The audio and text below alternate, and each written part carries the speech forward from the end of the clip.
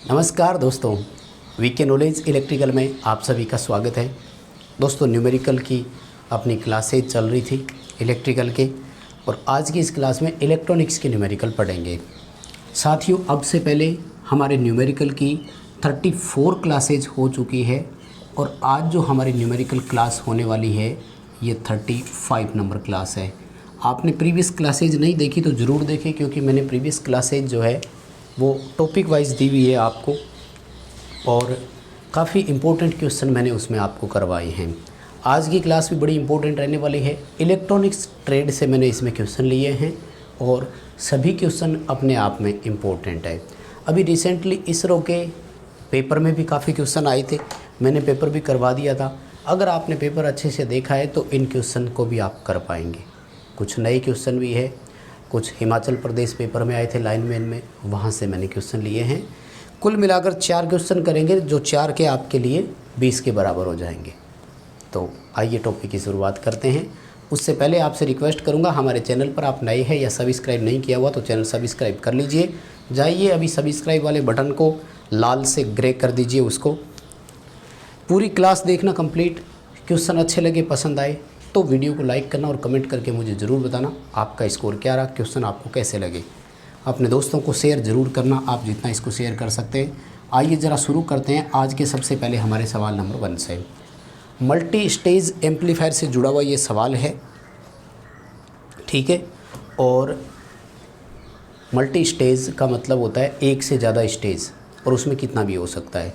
ये 3 स्टेज का है, ठीक है ना। यानी ये सवाल हमारा 3 स्टेज एम्पलीफायर के बारे में है, ठीक है ना। एक 3 स्टेज एम्पलीफायर में प्रत्येक स्टेज की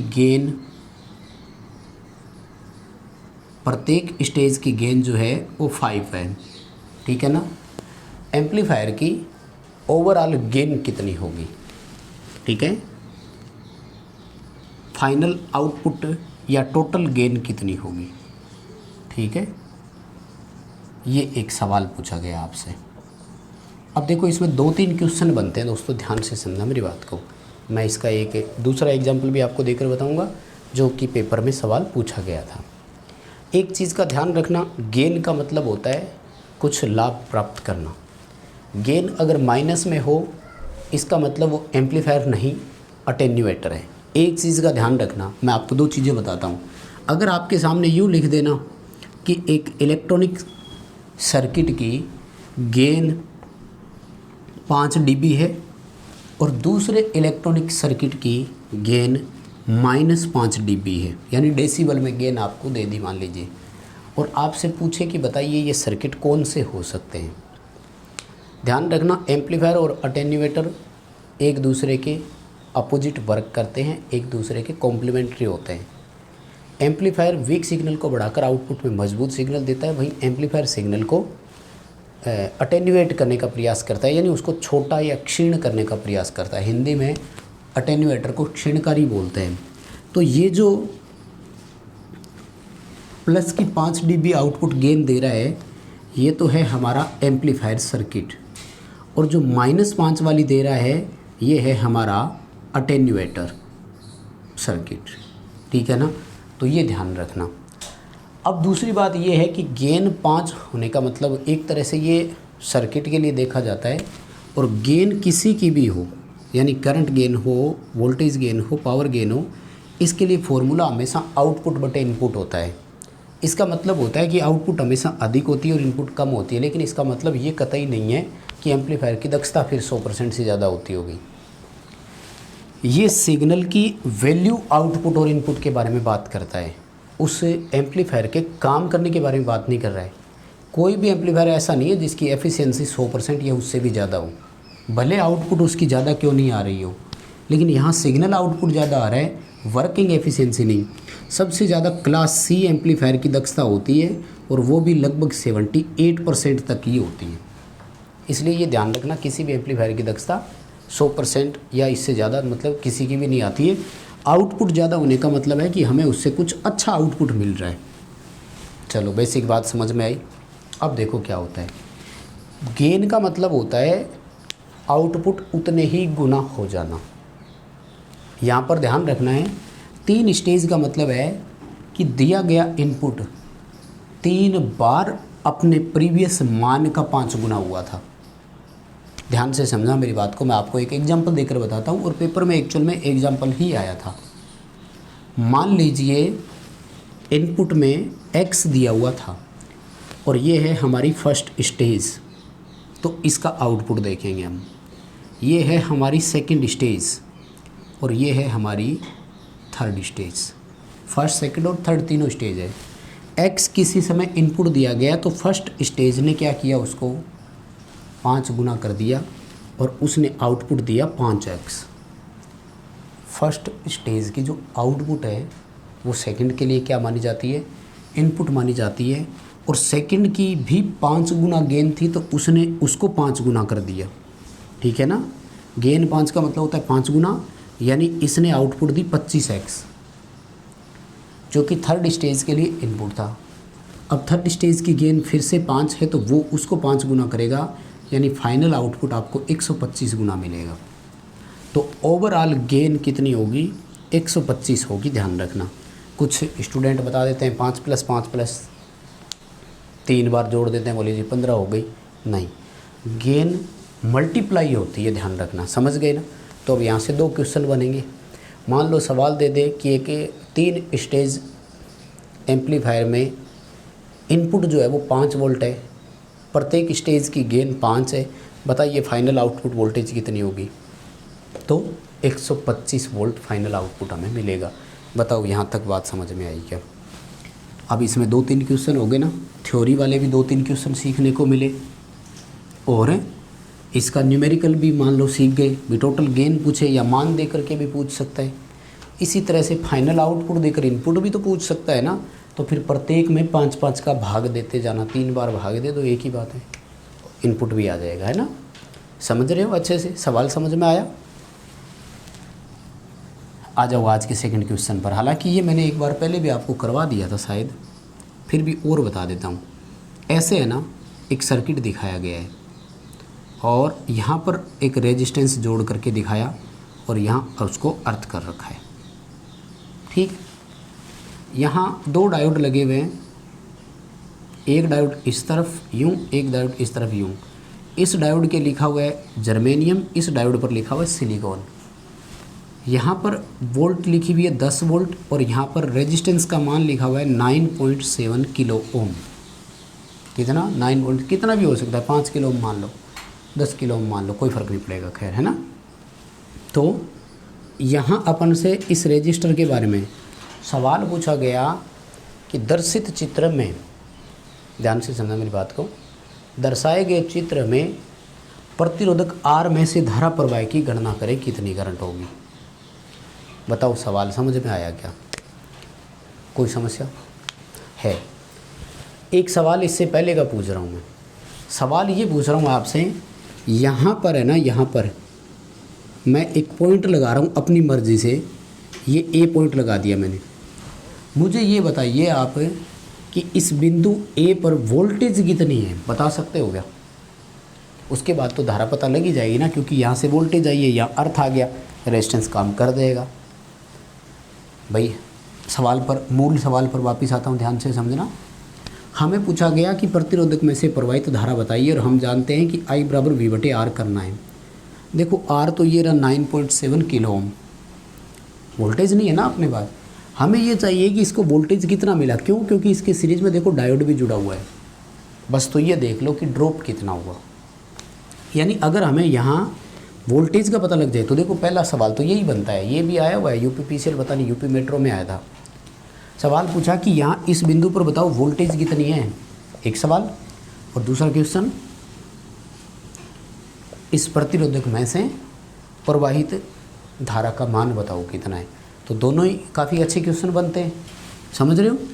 आ जाओ मैं दोबारा बता देता हूँ आपको। देखो हम सब जानते हैं कि जर्मेनियम वाला 0.3 वोल्ट पर और सिलिकॉन वाला 0.7 वोल्ट बैरियर पोटेंशियल है इनका, है ना। उसके बाद धारा का संचालन शुरू कर देंगे। जैसा कि आप देख पा रहे हैं, धारा को 2 रास्ते मिल रहे हैं। और जहाँ कम विरोध होगा धारा वहीं से तुरंत चलने लग जाएगी, फिर दूसरे रास्ते का कोई मतलब नहीं है, क्योंकि करंट हमेशा अपने छोटे रास्ते को तय करती है जहाँ उसका प्रतिरोध कम होता हो, फिर दूसरे रास्ते का मतलब नहीं रह गया। इसका मतलब ये है कि जैसे 0.1 वोल्ट यहाँ आया, दोनों में से धारा नहीं चली, 0.2 आया नहीं चली, 0.3 आया तो धारा यहाँ से चलने लग गई, यहाँ से अभी भी नहीं चली। इसका मतलब इस रास्ते को छोड़ दिया जाएगा और इस रास्ते में 0.3 तो ड्रॉप हो जाएंगे, बाकी 9.7 वोल्ट इस रेजिस्टर को मिल जाएंगे। अब बताओ सवाल समझ में आया क्या? अब तो करंट निकाल सकते हो ना, कितनी आएगी फिर? 9.7 वोल्ट में 9.7 किलो ओम का भाग देना है, 1 मिली एम्पियर धारा हो जाएगी, क्योंकि नीचे किलो है ना, किलो को मिली में बदल दो भाई। 1/1000 बनेगा कि नहीं बनेगा? किलो का मतलब होता है 10 की पावर 3, तो 9.7 से 9.3 कटा 1/1000 आ रहे हैं, तो 1/1000 एम्पियर लिखो या 1 मिली एम्पियर लिखो, बात तो एक ही है ना। बताओ, 2 सवाल समझ में आए क्या? टोटल हमने 2 किए, लेकिन इसमें भी तो मैंने 2 कराए हैं, उससे पहले वाले में मैंने 2 करवाए थे, और उसमें तो खैर थ्योरी भी बताई थी। तो कुल मिलाकर इतनी दूर देखो आपके 4-5 सवाल कंप्लीट हो गए। बताओ चीज़ें समझ में आ रही है कि नहीं? हैं? क्लासेज अगर पसंद आ जाए ना तो मुझे कमेंट करके बता दिया करो, ताकि मैं मोटिवेट रहूँ और नेक्स्ट क्लास जितना जल्दी हो सके ना लेकर आऊँ। चलिए आज के तीसरे क्वेश्चन की तरफ चलते हैं। ये ठीक ठाक है, आसान सा ही क्वेश्चन है, और ये है अपना क्वेश्चन तीसरा,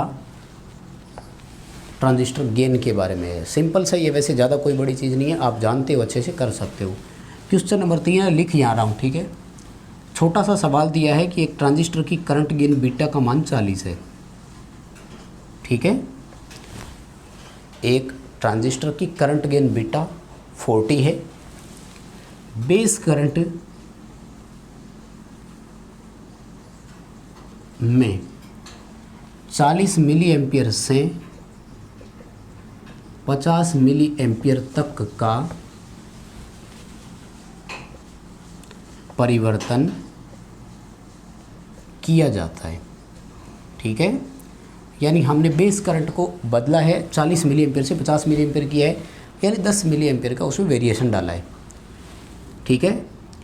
तो अब सवाल पूछा है कि हम कलेक्टर करंट को 600 मिली एम्पियर से अधिकतम यानी मैक्सिमम किस मान तक परिवर्तित कर सकते हैं। ये देखो सवाल भाई, क्वेश्चन में क्या पूछना चाह रहा है ये पता लगा क्या? समझ आया क्या पूछना चाह रहा है? ठीक है, वो ये कह रहा है कि करंट गेन बीटा 40 है, हमने बेस करंट में 10 मिली एम्पियर का परिवर्तन किया। बताओ कलेक्टर करंट को 600 मिली एम्पियर से कितनी दूर तक लेकर जा सकते हैं। भाई सीधी सी बात क्या होती है, देखो मैं बताऊँ आपको, beta is equal to collector current में परिवर्तन और बेस करंट में परिवर्तन का अनुपात जो होता है वो बीटा कहलाता है। अब हमारे पास 2 चीज़ें हैं, हमारे पास बीटा है, क्या है? बीटा है कि कितनी बीटा का मान है, बेस करंट में कितना परिवर्तन हुआ ये भी है।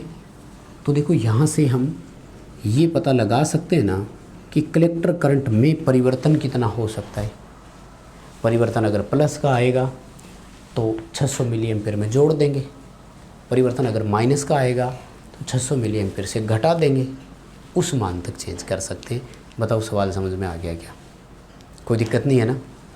देखो फिर कलेक्टर करंट निकालने के लिए क्या करना है, बीटा इंटू बेस करंट में परिवर्तन करना है। देखो बीटा का मान 40 है और बेस करंट में परिवर्तन रखना है, मूल वैल्यू नहीं रखनी है। परिवर्तन कितना हुआ देखो, 40 से 50 कर दिया, इसका मतलब परिवर्तन कितना हो गया, 10 मिली एम्पियर का परिवर्तन हुआ। तो 40 को 10 से मल्टीप्लाई अगर आप करोगे तो कितना आया, 400 मिली एम्पियर। यानी वेरिएशन हम 400 मिली एम्पियर का इसमें कर सकते हैं। मतलब कलेक्टर धारा जो अभी 600 की है, इसमें हम 400 का परिवर्तन डाल सकते हैं बोले तो हम इसे 1000 मिली एम्पियर तक लेकर जा सकते हैं। कितना लेकर जा सकते हैं? 1000 मिली एम्पियर तक, या यूं कहें कि 600 मिली एम्पियर से 1 मिली एम्पियर इसको कर सकते हैं। बताओ सवाल समझ में आया क्या? कोई प्रॉब्लम यहाँ तक नहीं ना? इसमें तो एक ही बनता है। वैसे तो देखो फॉर्मूला मिल गया तो आप बीटा का मान ज्ञात करना भी सीख सकते हो। कलेक्टर करंट में परिवर्तन की वैल्यू पूछ ले, हो सकता है ना इतना बड़ा ना पूछे, यहीं तक सीमित रखे कि बताओ बेस करंट में इतना सा परिवर्तन करने से कलेक्टर करंट में कितना परिवर्तन हो गया। तो कलेक्टर करंट इसकी 400 मिली एम्पियर बदल गई। राइट, ठीक ठाक है। बात सभी को समझ में आ ही रही होगी। आराम से ही करवा रहे हैं। इलेक्ट्रॉनिक्स में ज़्यादा डर लगता है आप लोगों को, सारा डर निकाल देंगे, चिंता मत करो। आ जाओ आज के क्वेश्चन नंबर 4 पर। ये ठीक ठाक है, काफ़ी इंपॉर्टेंट क्वेश्चन है। अभी रिसेंटली इसरो में आया था, मैंने करवाया था। मैंने वहाँ अलग क्वेश्चन था, अब मैं उल्टा पूछ रहा हूँ। अपोजिट सवाल क्या है? अपोजिट सवाल ये है कि एक काउंटर सर्किट में flip flop, counter, shift register, 3 topic होते हैं ना एक जैसे, उनकी बात हो रही है। तो एक काउंटर में 6 फ्लिप फ्लॉप है। कितने फ्लिप फ्लॉप है? 6 फ्लिप फ्लॉप है। यह है किस डेसिमल तक है, किस डेसिमल संख्या तक गणना हेतु प्रयुक्त किया जा सकता है। ठीक है, कहाँ तक सूटेबल है, कहाँ तक इसमें कोई प्रॉब्लम नहीं होगी। बताओ पहले तो इतनी बात समझ में आई क्या? कितनी? सवाल क्या पूछ रहा है आपसे? सवाल क्या पूछ रहा है आपसे? सवाल ये पूछ रहा है कि कितने हम इससे दशमलव संख्या काउंट कर सकते हैं। तो मैंने आपको कई बार बताया, नहीं बताया तो ध्यान रखना। फ्लिप फ्लॉप की और थ्योरी पर वीडियो अभी तक मैंने नहीं दी है यूट्यूब पर, जल्दी ही करवाएंगे प्रोवाइड आपको, है ना। हाँ, ऐप में कंप्लीट ज़रूर हो चुके हैं, वहाँ तो मेहनत करनी पड़ती है थोड़ी सी। तो एक चीज़ बताता हूँ आपको, फ्लिप फ्लॉप जो है ये single bit memory storage device है। यानी ये सूचनाओं को स्टोर तो कर सकता है, लेकिन 1 बिट तक ही कर सकता है। इसका मतलब ये होता है कि जिस काउंटर में, ध्यान से समझ मेरी बात हो, जिस काउंटर में जितने फ्लिप फ्लॉप होते हैं वो उतनी ही बाइनरी बिट को स्टोर कर सकता है। यहाँ से पहला सवाल सुनो। मान लो इसमें क्वेश्चन ये होता कि एक काउंटर में 6 फ्लिप फ्लॉप है, बताइए ये अधिकतम कितने बिट को स्टोर कर सकता है? 6 बिट को स्टोर कर सकता है। ठीक है ना। यानी ये जो काउंटर है ये कौन सा है? ये 6 बिट मेमोरी स्टोरेज डिवाइस है। अब एक बात क्लियर हो गई। अब 6 बिट का मतलब क्या होता है? 6 बिट का मतलब होता है कि यहाँ से लेकर के यहाँ तक इतना स्टोर कर सकता है। 000 की तो वैल्यू 0 ही होती है, लेकिन इसकी वैल्यू कितनी आ गई श्रीमान? डेसिमल में इसकी वैल्यू, ये बाइनरी संख्या है, इसका डेसिमल बनाओ ना। कैसे बनाते हो? ये बाइनरी दी गई है, बाइनरी को दशमलव में बदलना आता है ना। चलो एक सवाल यहाँ से और सीखोगे। बाइनरी को डेसिमल बदलते समय क्या किया करो? राइट साइड से चलो लेफ़्ट की तरफ, अपनी मर्जी से संख्या लिखा करो। 1 2 4 8 16 32 प्रत्येक बाइनरी बिट के नीचे, प्रत्येक बाइनरी अंक के नीचे। अब अगर बाइनरी अंक 0 है तो उस संख्याओं को तो छोड़ दो, बाकी सभी को जोड़ दो, उत्तर आ जाएगा। इन सबको जब हम जोड़ते हैं तो ये संख्या आती है 63। इसका मतलब ये काउंटर ऐसा है जो 0 से लेकर 63 तक दशमलव संख्या काउंट करने के लिए यूज किया जाएगा। बताओ सवाल समझ में आया क्या? इसरो के पेपर में सवाल ये पूछा था कि 490 दशमलव संख्या को काउंट करना है, कितने फ्लिप फ्लॉप की आवश्यकता होगी? कितने फ्लिप फ्लॉप के? बताओ क्या करोगे? इस 490 को, डेसिमल है, बाइनरी में बदलो, 2 का भाग देना। जितने बिट बन रहे हैं वो बिट गिन लो, उतने फ्लिप फ्लॉपों की आवश्यकता होगी। उसमें 9 बिट बनते हैं, 490 को बदल करके देखना 9 बिट बनेंगे तो 9 ही फ्लिप फ्लॉपों की आवश्यकता होगी। इसमें आपको 0 से 63 तक जो चाहिए वो जोड़ा बन सकता है। देखो आपको मैं बताऊं, मान लो हमें केवल 1 काउंट करना है, तो देखो ये रहा 1, यानी 0 0 0 0 0 1 हो गया फ्लिप फ्लॉप। अगर 2 गिनना है तो 0 0 0 0 1 और 0, क्योंकि ये देखो ये रहा 2। अगर 3 गिनने होते हैं तो 2 और 1 3, देखो तो 0 0 0 0 और 1 1 3 हो गया। अगर 4 गिनना है तो ये 1 है, बाकी दोनों साइड 0 0। 5 गिनना है तो 4 और 1 5, ये दोनों बिट रखेंगे, बाकी 0 0 हो जाएगी। सवाल समझ में आया कि नहीं बताओ। तो flip flop 1 bit storage device है, जितने फ्लिप फ्लॉप है उतने ही बिट को हम स्टोर कर सकते हैं। तो एक तरीका तो ये है कि जितने फ्लिप फ्लॉप दिए हैं उतनी बार 1 1 लिख लो और उन पूरे को दशमलव में बदल दो, उत्तर आ जाएगा। दूसरा तरीका कि जो दशमलव दिया है उसकी बाइनरी बनाओ, उसमें बिट गिनो कितने, जितने बिट है उतने ही फ्लिप फ्लॉपों की आवश्यकता होती है। बताओ दोस्तों, यहाँ तक की बात समझ में आई क्या? 4 करवाएं, लेकिन जहाँ तक मैं मानता हूँ कम से कम 10 क्वेश्चन हो गए, 10 से ऊपर ही हो गए। खैर बताओ क्लास पसंद आई क्या? यदि पसंद आई है तो लाइक ज़रूर कर देना। उम्मीद करता हूँ अपने दोस्तों को शेयर ज़रूर करोगे, और आप चैनल पर नए हैं सब्सक्राइब ज़रूर कर लीजिए।